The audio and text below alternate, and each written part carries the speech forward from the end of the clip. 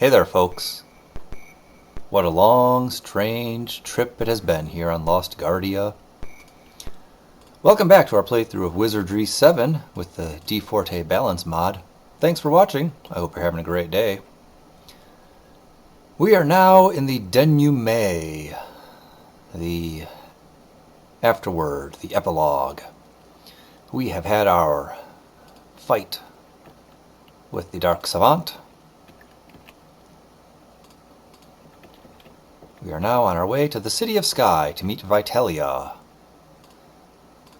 by Funzang's old spaceship, from whence we shall make a trip to wherever in outer space what are we going to do? I don't know. Wherever the astral dominae projected coordinates into Vitalia's brain, I guess that's what we're doing. As I promised, we have got our amazing in-game sound effects going on here.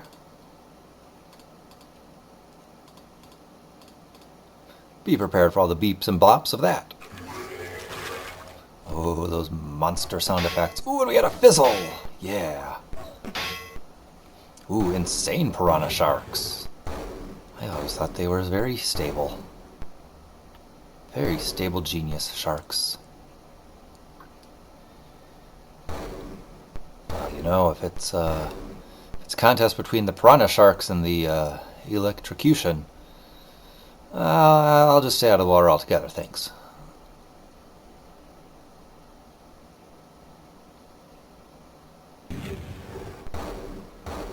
Who asked for a fish fry?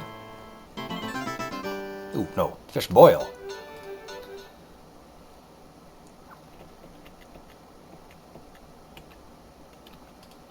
Let's check out the map, Edith. Okay, I guess a little further south. 1, 2, 3, 4, 5. Clicks to the south.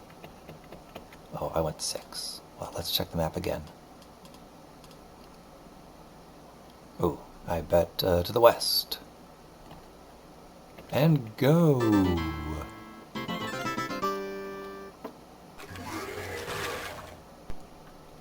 Holy moly, look at that. We've got, what, 19, 28, 35. 35 red piranha sharks. Yeah, if you hear my dog barking in the background, she's super excited about 35 piranha sharks too. Oh, just a second. Looks like, sounds like someone may be at the door. Cut. Okay, there we go. Dog and person interaction at the door resolved. Wait. You have nuclear blast. You don't have any other fancy stuff. Deirdre, you just fight. Edith and Fran also fight. Oh, fizzle! Son of a gun. That is one mechanic I certainly am not too pleased with in this game. The whole, oh, you fizzled your spell. Listen, my character is 125th level. They have 100% in their magic skill. They have 100 skill in oratory. How the heck do they possibly fizzle a level 5 version of a spell? That is just inconceivable.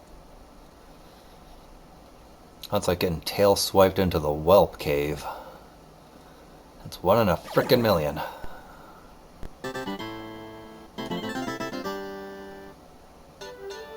Yay! Music. Okay. Actually, no, I gotta check the map. I'm totally disoriented after stepping away. Okay, right. I was going to the west. Now we're on a different map. Alright. Keep going west.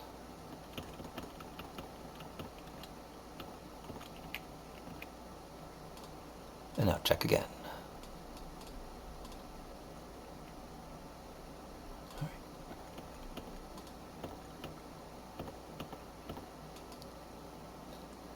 And from here, we go to the southy south.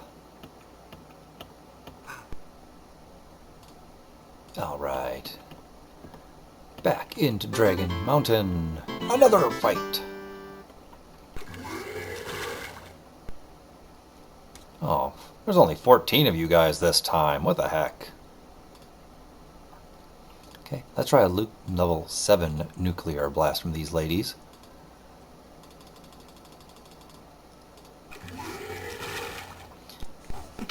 I mean, I had always thought that the higher power level of the spell you cast, the more likely you were to have a fizzle. But clearly we've had plenty of fizzles at lower power levels that it doesn't frickin' matter, I guess. Look, there we go, fucking fizzle. I swear, more than 10% of our spellcasts here are fizzles, and that is utter bullcrap. I know, here I am, complaining about a 32, 33, I don't remember, year-old game. Alright, I am going to assume this is the right way. Yeah, let's go with that. If not, guess what? I'm going to backtrack. Ooh, wait, no. I'm going to save scum if it turns out to be wrong. Of course, I can always just look at the map. Yeah, it looks like the map says we're doing fine. So, fine for now. Ah, shoot, I just totally forgot which way I'm supposed to head. South.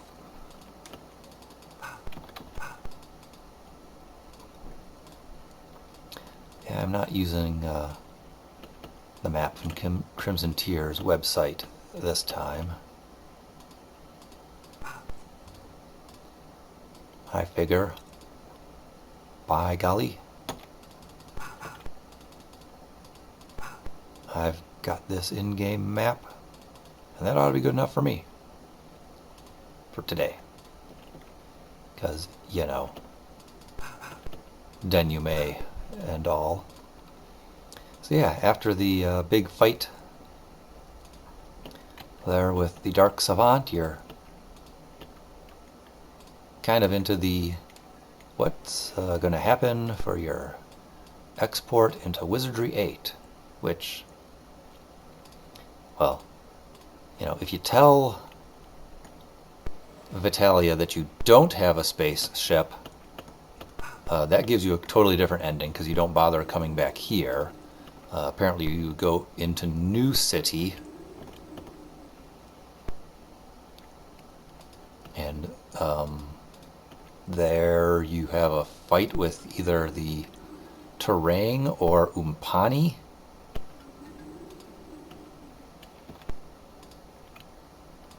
Right, invisible wall. So invisible that I can't even see it because I'm not facing that direction. Haha. Oh, wait, I went too far. Yep, there we go. Dame Kelly, also known as Kelly.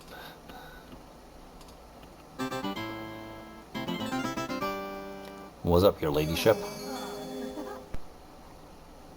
Oh, I've totally forgotten about her sound effect. Well, at this point, you know, you could buy and sell for your characters whatever you wanted on your way into the next game, but I don't care. Because I'm not playing Wizardry 8. Why? Well, first off, I don't have Wizardry 8. Second off, I know there was a total aim. Yeah, those words didn't work together. There was a change in ownership of the company and the IP between Wizardry 7 and Wizardry 8. Wizardry 8 came out like a decade after Wizardry 7, and it was totally different. And yeah, so there you go. Okie dokie, folks. We are about to just enter some text as far as I can remember, and end the game. So, sit back, relax, enjoy the narration, and then we're going to have a closing song, even. Alright, let's do it.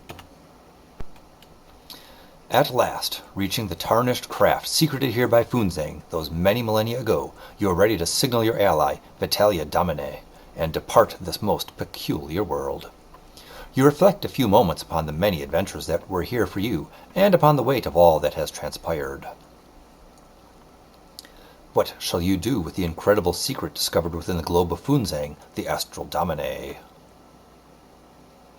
What is this new place that Vi Domina seems intent upon reaching in such a hurry? And more, will the charms that seem to bless her life be strong enough to protect you as well? Okay, just side note here, none of those questions ended in a question mark. Technically, they're all the same sentence, because they just have those 3 dots. If it was 4 dots, one of those would be the period. And, okay, so this is like a huge run-on sentence. Grammatical rant over. Let's proceed. Or will her impulsiveness eventually result in your own hoary demise? All of these questions nag at you at the back of your mind as you stare at the spacecraft and the sky above, wondering what strange new realms may yet await. With a simple sigh, you resign yourself to the notion that only the future will reveal the answers to these many questions and the 1,000 others that you feel pressing upon your shoulders. Finally, you decide to summon your new partner. Okay, use Fran, Vitalia's device. Using the small device that Vi gave to you, you push the button. Beep. In a few moments, you see the familiar shimmer in the air and giggle slightly at the funny tinkling sound that always seems to accompany the glittering event. Hee. Something's wrong. I believe you have something I want. You recognize instantly the chilling voice that sends shivers down your backs. The Dark Savant has returned! Your eyes bulge at the horrible sight before you, a battered and bloody Vi Domina, held in the clutches of the dread Savant. Her skin and face torn, thrust upon her knees, her thin neck precariously in the grip of the powerful metal fingers that stem from the Dark Savant's electro-pneumatic glove. You have been my pawns all along. I knew that the girl would never deliver to me the secret of the globe, the Astral Domine, and you have served my purposes admirably. Did you think you could vanquish one such as I so easily? I, the new Lord and Master of the Universe? Yeah? Dude, we're level 125. We kicked the snot out of the beast of 1,000 eyes, okay? I am the Savant, the Dark Herald of Change. For too long has the fate of man been ruled by the ghosts of those enshrouded in mystery, deciding how and when men might be slowly fed the secrets of the heavens. It is time for a new order in the universe. It is the time of a new perception of purpose in the cosmos. It is the time of the coming of change. I am the harbinger of new destiny. I will create galaxies filled with supramen. Men who are not afraid to challenge the old gods. Men who are unafraid to embrace the truth of the heavens. This frail girl need not die. Her wounds will heal, and you may depart. But I shall have the Astral Domine one way or another. The globe for the girl. There is no description for the utter shock that is rippling through your mind at this moment, but the stark immediacy of the situation is apparent. You must deliver the astral globe to the Dark Savant, or face the dire consequences that will surely follow. And considering the unknown nature of his awesome powers, perhaps your role at this time is that of compliance. After all, certain death is not the way of the wise. And to die here shall certainly serve no meaningful purpose. And who knows what tomorrow may bring. Better to be alive to see it than not. Will you keep the globe or trade it for the girl? Well, we're going to go, we want the girl. Vi's our homie. And, yeah. Most reluctantly and with trembling hand, you hold out the astral domine for the dark savant to take. The prize is mine! Ah, ha, ha, ha, ha, ha! And then he and the globe are gone. The figure of the girl lies slumped upon the ground. Racing to her, you pick up her shivering body, your eyes straining for any signs that the spark of life may yet remain inside her. I mean, look, her hand's twitching. And then a glint of recognition. She is weak and torn, but she is alive. It is then that you remember the last secret of the gods, the secret that Funzang divined to keep his work safe from the hands of those who would bode ill for the fate of the universe. And you quake as you notice the trickle of blood which drools down upon her right cheek. With a shaking hand you pull back the black patch which covers her genetic malformity, and gaze into the bloody gaping gorge that lies where once her precious eye had been. Gently you carry her limp body into the tarnished spacecraft. Everyone passes the time in silence, no one speaking of the images which continually churn inside them. Until finally, she awakens. He got it, didn't he? She asks softly, already knowing the answer before you can nod. Don't worry, I know where he's going. And she picks herself up, takes a look about the ship, and then sits down at the controls as if nothing at all could possibly be the matter. Removing the starry sapphire locket from her pouch, she places it within a small nestle upon the console, and you jump as the spacecraft roars to life. With engines humming and paneled lights flashing, you can only watch with amazement as this incredible girl, who shows no hint of the pain which must still bite at her many wounds, save a brief moment when she touched the hand to her right cheek and trembled slightly. And then the spaceship bursts into the deep blue of the sky.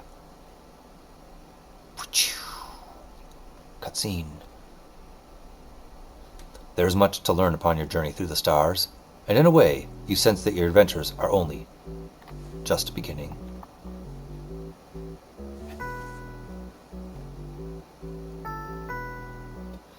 Out there, somewhere, looms the shadow of the savant. In his hands the power of the astral domine, and deep within you know that your paths are destined to cross again.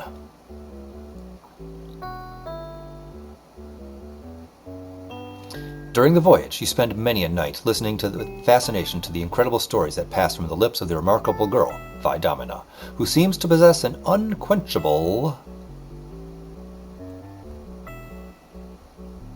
curiosity about the nature of the universe and everything else as well. And it is through these tales that your own new perception of life and the stars and all that they contain begins to emerge. Hey guys, look what I found!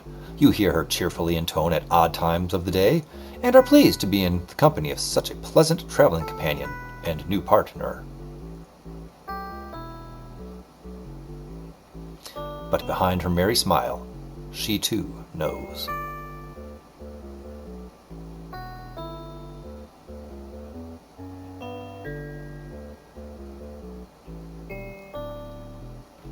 That one day will come a reckoning.